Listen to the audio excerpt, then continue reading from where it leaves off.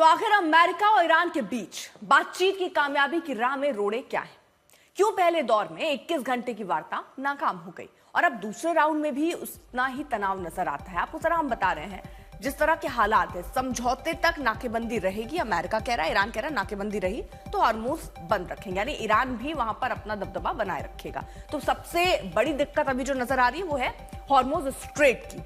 अब ये एक ऐसा विषय हो गया जिस पर आम सहमति अमेरिका और ईरान बना पाए, ये एक देखना होगा। उसके अलावा अमेरिका क्या कह रहा है? अमेरिका कह रहा है ईरान अपने परमाणु कार्यक्रमों को रोक दे। ईरान कह रहा है कि हम सीमित समय के लिए इसे रोक सकते हैं। वैसी ही बात जब पहले एक बार समझौता हुआ उस समय यह तय किया गया कि हम अपने प्रोग्राम को, यानी ईरान अपने परमाणु प्रोग्राम को कुछ सालों के लिए टाल देगा। अभी भी ईरान उसके लिए तैयार है। अमेरिका साथ कह रहा है कि संवर्धित यूरेनियम पर कब्जा हो, वहीं ईरान कह रहा है कि किसी देश को हम अपना यूरेनियम नहीं सौंपने वाले हैं, क्योंकि इसके लिए छुप छुप के ईरान ने काफी लंबा वक्त इंतजार किया।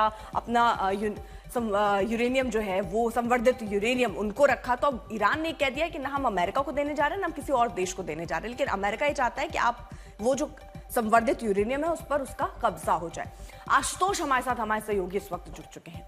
आशुतोष, पहले लड़ाई हॉर्मुज पर तो थी ही, परमाणु कार्यक्रम पीछे चला जाए या रुक जाए और आप संवर्धित यूरेनियम जो है वो आप दे दे, ये सारे डिमांड तो उनके थे ही। लेकिन अब जो एक नई कड़ी जुड़ी है वो ये, ईरान अब ये कह रहा है कि जब तक आप अपने नौसेना वापस नहीं वहां से लेते हॉर्मुज से, हम बातचीत की टेबल पर नहीं आएंगे। अब क्या संभावना नजर आती? क्या ये ईरान अपनी आवाम को बताने के लिए कि हमारे जहाज ले लिया और हम पहुंच गए बातचीत के लिए तो मैसेज ठीक नहीं जाएगा?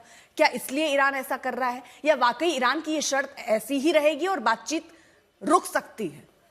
नहीं, अभी तक मुझे जो अपने सूत्रों से जानकारी मिल रही है वो ये कि बातचीत होगी, समय में देरी हो सकती है। और इसीलिए मैं आपको बता दूं कि इस्लामाबाद की जो तैयारियां थी वो 1 या 2 दिन के लिए नहीं है, वो तैयारियां 10 दिन की हैं, क्योंकि उन्हें लगा था कि ऑप्टिक्स वॉर अगर होगा और जब आप बातचीत की टेबल पर आते हैं, नेगोशिएशन करते हैं और वो नेगोशिएशन जो 2 आर्च राइवल्स के बीच में है, तो जाहिर है वहां पर शर्तें रखी जाएंगी। लेकिन इन शर्तों में ये भी दुनिया का एक नियम है कि हर कोई खुद को ताकतवर दिखाना चाहता है। आपको याद हो, ईरान ने जब कहा कि ब्लॉकेड खत्म हुआ है, वो तब जब लेबनान में सीज फायर हो गया था, यानी ईरान की शर्त जब पूरी हुई तभी उसने हॉर्मुज खोला। उसके बाद अमेरिका ने ब्लॉकेड लगा दिया, गल्फ ऑफ ओमान में उसकी बैटलशिप खड़ी है। अब वो ये कह रहा है कि बातचीत की पहली शर्त ये थी कि हॉर्मुज खोलना। आपको याद हो कि पहले अमेरिका की शर्त थी कि आप ब्लॉकेड खोल दीजिए। अब ईरान इस पर अड़ा है कि ये हमारी सार्वभौमिकता है, इस पानी पर, इस इलाके पर, इस रास्ते पर हमारा नियंत्रण है, और अगर ये नहीं खुलता है इसका मतलब कि ईरान का नियंत्रण अब उस पर नहीं रहा है, वहां ब्लॉकेड के नियम अमेरिका तय कर रहा है। और उसे पूरी दुनिया को ही ये संदेश देना कि दुनिया के सामने वो कमजोर नहीं नजर आना चाहता, खासकर तब, जैसा कि आपका विश्लेषण बिल्कुल सही था, कि उसने खुद को एक बार विजेता